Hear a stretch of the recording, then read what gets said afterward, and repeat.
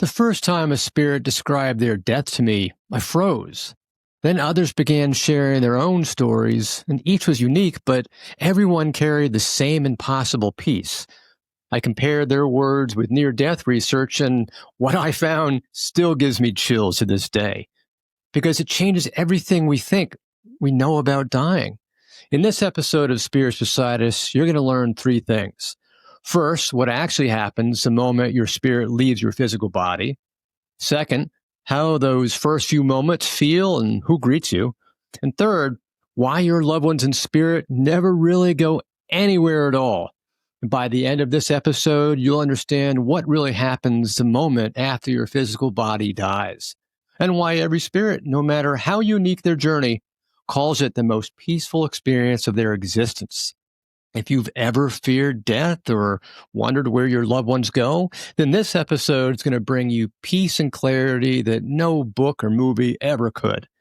But you see, if you avoid these kind of questions, fear keeps telling the story. You'll keep feeling that quiet ache of separation as if love actually could end. But you see, the truth is it never does. And once you know that, everything about how you live life starts to change.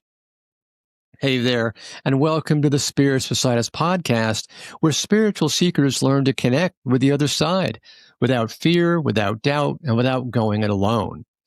This is where spirit feels closer than you think. I'm Chris Lippincott, and for over 20 years, I've been connecting with spirit, work that's taken me from serving as an international medium to teaching, speaking, and writing as a best-selling author. My mission is to help you raise your vibration and spiritual awareness, trust your inner guidance, and feel the presence of your spirit guides and loved ones so that you can live with clarity, peace, and confidence. If you feel that you're getting something beneficial from these episodes, then be sure to follow this channel so that you never miss an episode. Well, one of the first things that I learned from spirit at the beginning of my practice is that what we call physical death isn't a disappearance at all. It's just a transition. It's a change of vibration. And the way that the spirit world often describes it, it's smoother, gentler, and far more familiar than anything our fear ever imagines. You see, when most people picture dying, they imagine lights fading, darkness closing in, and everything, well, just separating. But you see, that picture couldn't be farther from what spirit shows me. Every single time I've asked what that moment actually feels like, they tell me it's kind of a relief. It's like stepping out of a heavy winter coat on that first warm day of spring. Maybe like waking up from a bad dream. The body quiets down, but awareness doesn't blink out. It expands. So let's start from the beginning. Physics and spirit actually agree on something big. See, everything in existence, your body, this microphone, the chair you're sitting in, it's all made up of energy. Atoms, particles, quarks, leptons, they're all vibrating bundles of motion. See, if you magnified a carbon atom until its nucleus was the size of a golf ball, its electron would orbit 2 miles away. And everything in between them is just empty space. So you see, the physical world you think of as solid, it's actually mostly vibration slowed down enough for your eyes to register. When the body stops working, well, that energy that's been organized as you just doesn't vanish. It just simply changes form. Einstein said it best. Energy can't be created or destroyed. It only changes form. And spirit just lives that truth. And spirit often gives me this image, the caterpillar and the butterfly. You may be familiar with it yourself. See, the caterpillar spends its whole life crawling along the ground, thinking that's the only way to live. And then one day it goes still. From the outside, it looks like story's over, sealed away in a cocoon, bye-bye. But to anyone watching, it seems like death. But inside, an incredible transformation is actually happening. When that shell opens, it's not a different life, it's a higher expression of the same one. And that's exactly what's happening to us. The physical shell just drops away, and consciousness emerges into a lighter, freer form. And you see, the reason that we can't see or measure that transformation with our normal physical senses is vibration rate. Imagine a fan blade. When it's still, you can see each blade clearly. Turn it on a low speed, you can still make it out, still make out the shape.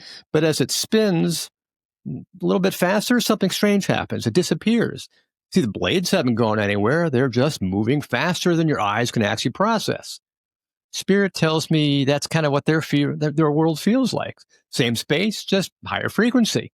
You can't perceive it until you tune in your awareness much higher. It's the same principle with sound. See, humans hear roughly between 20 and 20,000 hertz.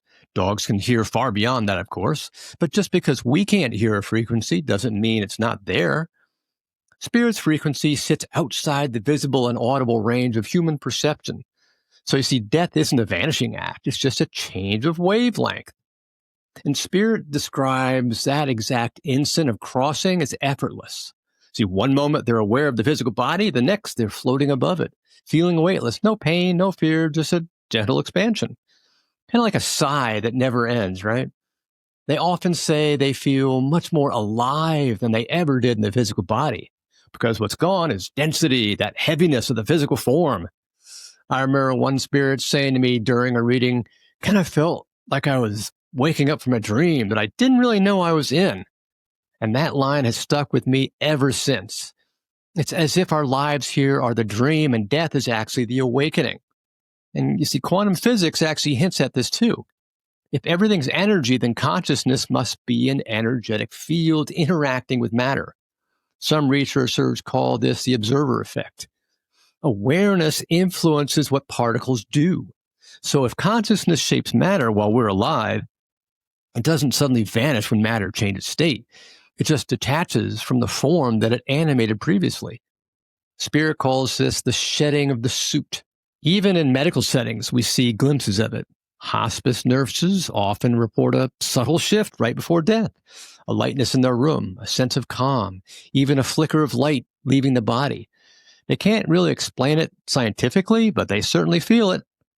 That's the moment that consciousness loosens its grip on the physical body.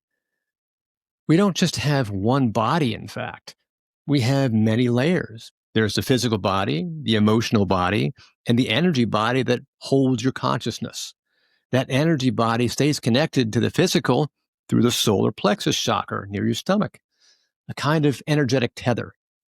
When that tether releases, consciousness simply steps out.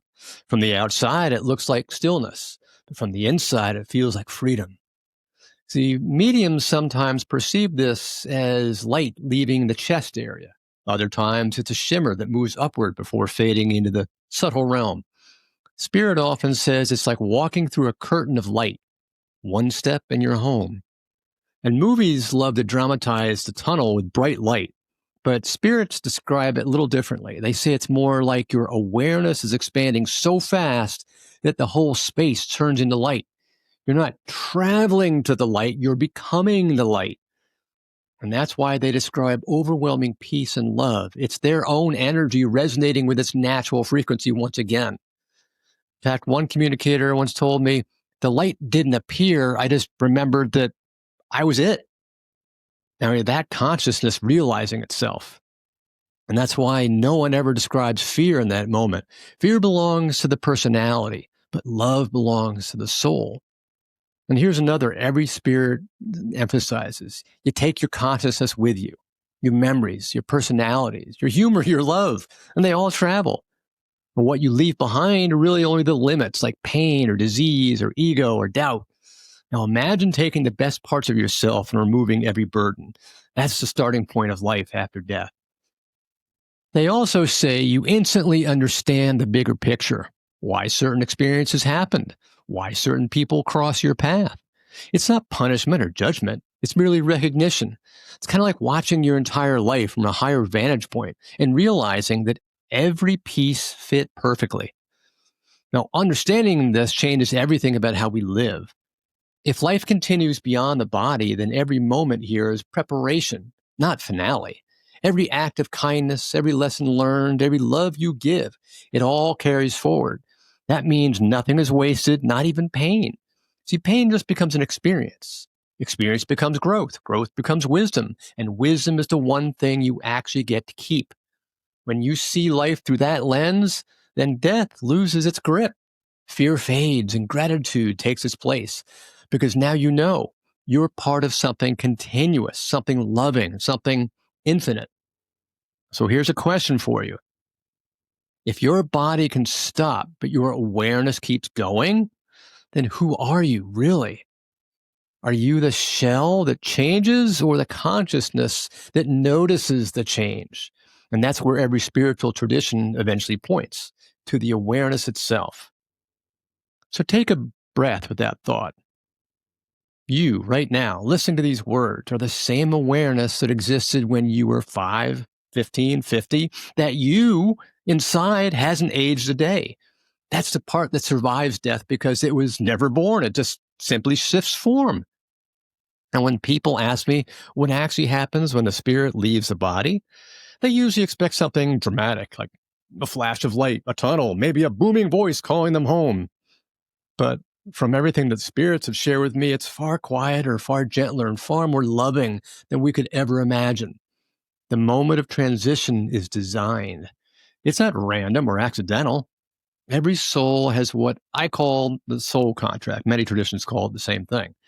It's an energetic blueprint that's laid out before birth that outlines the lessons we're here to learn, the relationships we'll have, and the timing of our return. And from our perspective, it might look like a sudden accident or a tragic illness, but from the soul's perspective, it's right on schedule.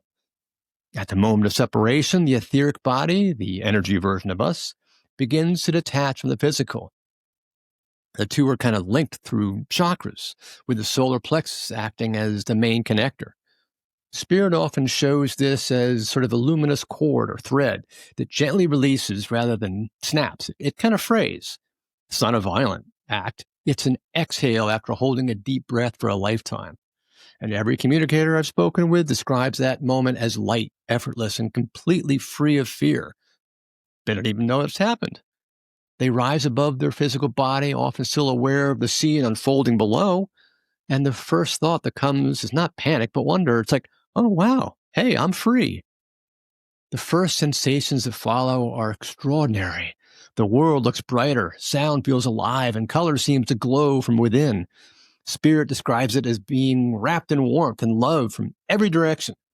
Imagine taking the deepest, most peaceful breath of your life and realizing that you are breathing light instead of air. That's kind of what they feel. There's no darkness, no judgment, no confusion, just recognition. One spirit once told me it was like waking up from a dream that I didn't know I was in, and it felt so much better. And within moments, familiar presences begin to appear family, friends, even pets who passed before. They don't come by coincidence. They've known that you were arriving. Spirits say that your loved ones and guides track your energy the way we track a loved one's flight home. They know when you're close, and what follows is more like a reunion than a crossing. And laughter, tears of joy, an embrace. It feels like an eternity. It's a homecoming. Every detail is orchestrated so that the soul never feels lost or alone. And for those who pass suddenly, maybe car accidents, heart attacks, or other shocks, the process is just as organized. There might be a brief flicker of confusion, a hey, what just happened moment, but it almost ends instantly. Guides appear at once to help them orient. They realize they're safe. Pain doesn't cross over. Pain belongs to the body. And once the body stops, suffering stops too. See, several spirits from sudden deaths have told me I was out before I even knew it happened. Anything that fascinates me is now how spirit perceives time. See, for us, there's before and after, minutes between last heartbeat and the first tears. On their side, it's all simultaneous. The release, the reunion, and the realization of being home happen in what they'd call a blink. That's why so many spirits say it all felt instant. It just happened all of a sudden. See, their first environment often mirrors the earth. Familiar landscapes, homes, gardens, but it's infused with light that seems to shine from inside everything. It's a way for the soul to adjust. One communicator told me that she arrived in her grandmother's kitchen, sunlight pouring through the windows, except that the light wasn't coming from the sun. It was coming from the walls, the floor, the air itself, everywhere with light. It was like love turned visible. See, spirits don't go straight to work or face some cosmic review board either. There's a rest period, what some call the rest house or a healing place, kind of helps them decompress, shake off the density of the physical, and remember who they really are. Each one experiences it differently. Some kind of in a meadow, hanging out, others in a favorite room, or maybe just a garden of light. It's always just peaceful and restorative. And here's the key thing: transition is evolution, not revolution. Nothing about you is a race. You don't lose your identity, you expand into more of it. Personality, humor, memories, and love all remain. Only the limitation of matter just falls away. Spirit often says it's like taking off a tight pair of shoes after a long day. You're still you, but you can finally breathe, and it's just a nice, gentle slope. When you understand that every crossing is guided, planned, and loving, life here kind of takes on a new clarity. It means that we're never truly alone. The same guidance that ushers us out of this world also walks beside us every day that we're in it. When you realize a process is that gentle and intentional, fear starts to dissolve. You begin to see your life not as a countdown to an ending, but as a chapter just in a continuing story. So pause for a moment and imagine this. If you knew that when your final breath came, you'd be surrounded by love, greeted by family, and gently carried home, how would you live differently today in this life? Would you love harder, forgive faster, speak more truth? Maybe that's really the lesson that death keeps trying to teach us, that we were never meant to fear the end, only to forget the beauty of what comes next. Spirits often also tell me that when they cross over, the journey doesn't end. It just kind of changes direction. They don't disappear or drift away into some unreachable place. They stay close, they stay aware, and most of all, they keep loving us. The spirit world, as they describe it, isn't a separate place. It's up there. It's right here, interwoven with ours, but just vibrating faster, lighter, finer. They can see us far more easily than we can see them. It's kind of like when someone stands on a mountain, they can see all the valleys below, while we at ground level can't really see the peak very well. That understanding completely changed how I see death, because if spirit remains that near, then love never actually stops. It just shifts frequency.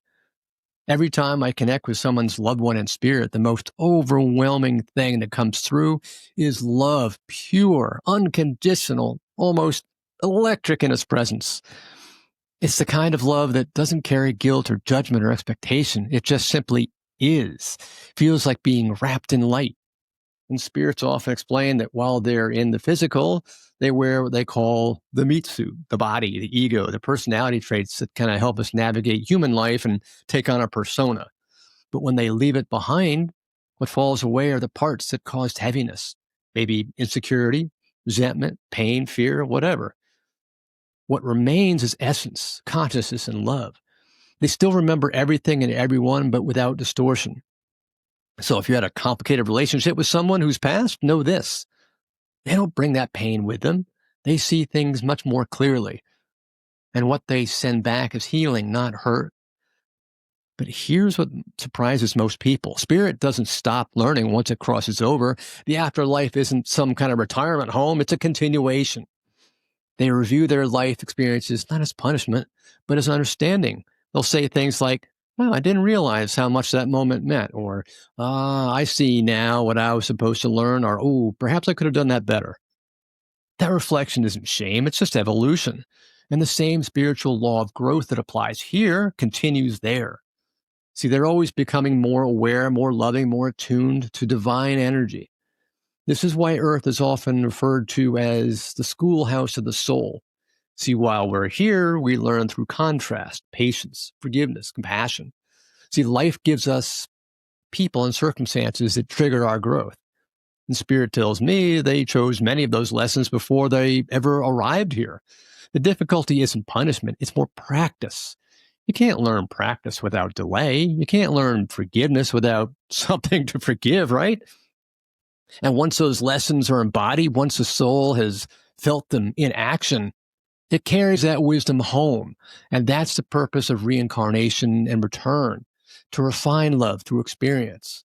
So when the spirit finishes its quote unquote curriculum, it doesn't just vanish, it kind of graduates. But like any good teacher, it keeps an eye on the classroom it left behind. They often show me how they stay involved, like a sudden warmth around you, maybe a gentle touch on your shoulder, or a song that starts playing exactly when you need it. And those definitely are not coincidences. They're communications. They've told me they use subtle energy to nudge us toward comfort or guidance, because the connection of love is still the bridge that connects our two worlds. Think of it as two radios tuned to slightly different frequencies. When you raise yours, maybe through meditation, stillness, or gratitude, you begin to pick up the signal. And many people ask, well, do they see what I'm doing down here? And the answer is definitely yes, but not in the way that we imagine. They don't spy or intrude. They sense, they feel our emotional field, especially when we think of them. When you speak their name or remember them with love, it sends out a wave of energy that they instantly recognize. They respond to that vibration. And that's why so many of us suddenly feel a calm presence or maybe get goosebumps right after talking about a loved one who's passed. It's them saying, hey, I'm here. I heard you. And in every mediumship reading I've ever done, love has been the clearest frequency in the room. Spirits don't come through to gossip or lecture. They come through to reconnect and heal people. I can always tell when the link is strong because the energy in the space changes and becomes softer, lighter, full of warmth and love. The communicator might share specific memories or details to prove that they're still themselves, but the main message at the end always is the same. I'm okay. I'm still with you. Love doesn't end. That's the heartbeat of every session, no matter the story, no matter the person. Anything that spirits emphasize is that they see our lives now from a perspective of pure compassion. They understand our struggles, our fears, our choices, but without that old human lens of right or wrong or judgment. They encourage us to stop judging ourselves so harshly. And from their view, every mistake that we think that we might have made is simply an experience that has taught us something vital. They urge us to live more freely, to express love while we can, to let go of pride sooner, to say, I love you far more often, because they've realized that love is literally the only thing that survives death.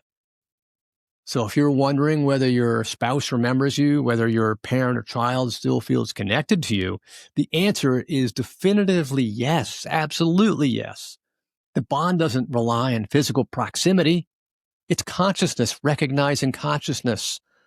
They are aware of your thoughts because thought itself is energy, and energy travels instantly across dimensions.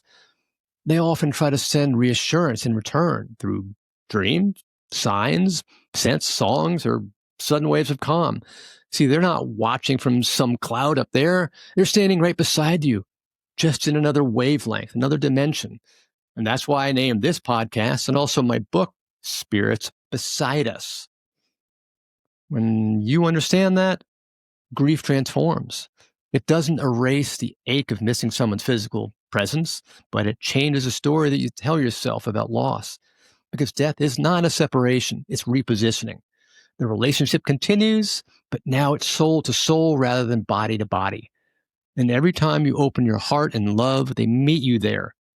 And the more you lift up your vibration through gratitude, prayer, or just quiet moments of remembrance, and the closer you feel them, because that's literally how the frequencies meet. So maybe the real message from Spirit is this: stop looking for heaven somewhere far away. It's woven into the same space that you're in right now, layered in a frequency of love that's so fast your eyes can't detect it, but your heart can. And that's how they reach you, through resonance, not distance. Every thought of love, every act of kindness, every prayer of gratitude opens that doorway just a little wider. Now, you see, the more work I do with spirit, the clearer it becomes that love is a fabric that holds both worlds together. It's the gravity of the soul. It's why we feel the presence of those who passed, even when we just can't explain it logically. And it's why I always say the spirit world isn't a world of death. It's a world of continuity, a world of connection, a world of living consciousness where love never stops expanding. And if you could carry that truth into every moment, knowing that the people you've lost are not gone, but just evolved, not silent, but whispering to you, you would move through life differently. Maybe you'd worry less, forgive faster, and love louder.